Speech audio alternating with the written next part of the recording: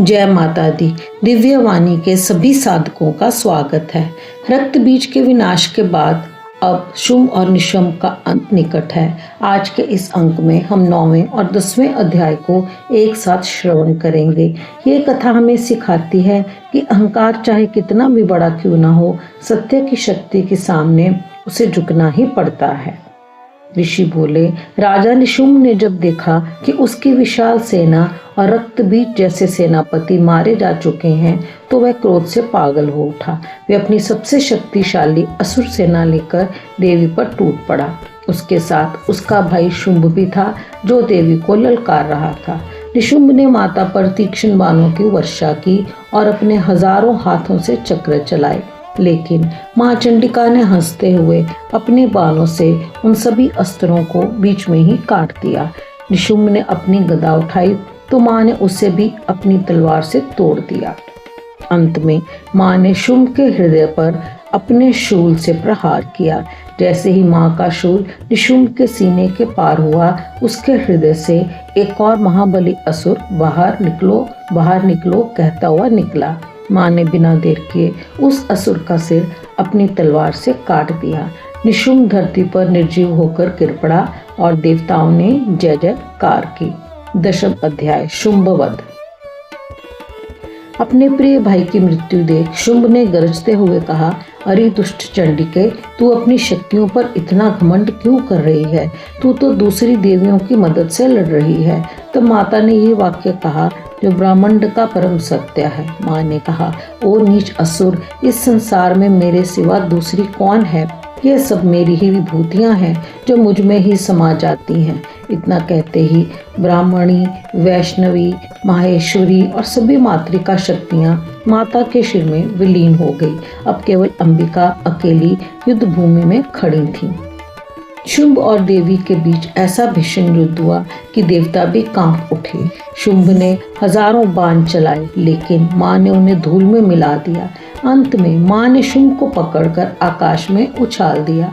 आकाश में ही दोनों के बीच मल्ल युद्ध हुआ। अंततः मां ने शुंभ को छाती पर प्रहार कर भूमि पर पटक दिया और अपने त्रिशूल से उसके प्राण हर लिए। शुंभ के गिरते ही पूरी पृथ्वी प्रसन्न हो उठी। नदियां शांत हो गई और स्वर्ग में नगाड़े बजने लगे। भक्तों, निशुंभ हमारे भीतर की ममता का प्रतीक है और शुंभ हमारे अहंकार का।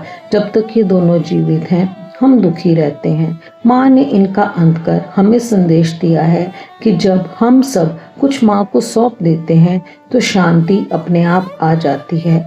आज से माँ से प्रार्थना करें कि वे आपके भीतर के मोह और अहंकार को नष्ट करें। कमेंट्स में जय माँ महिषासुर मर्दिनी लिखें। कल हम अपनी इस पावन यात्रा के महासमापन यानी 11वें, 12वें और 13वें अध्याय की ओर बढ़ेंगे। अब आइए पूरी श्रद्धा के साथ जुड़ते हैं माँ के जयकारों के साथ। बोलिए साचे दरबार की जय। 80-4-84 कैंटियाँ वाली माता तेरी सदा ही जय। प्रेम से बोलो जय माता की, उच्ची बोलो जय माता की, आवाज नहीं आई। जय माता दी दर्शन दे दे, जय माता दी चोलियां पर दे, जय माता दी आस मुरादा, जय माता दी पूरियां कर दे, जय माता दी। प्रेम से बोलो जय माता की, सारे बोलो जय माता की। वैष्णो देवी जय माता की, चिंता हरणी जय माता की, चिंतपूर्णी जय माता दी, महाकाली जय माता दी।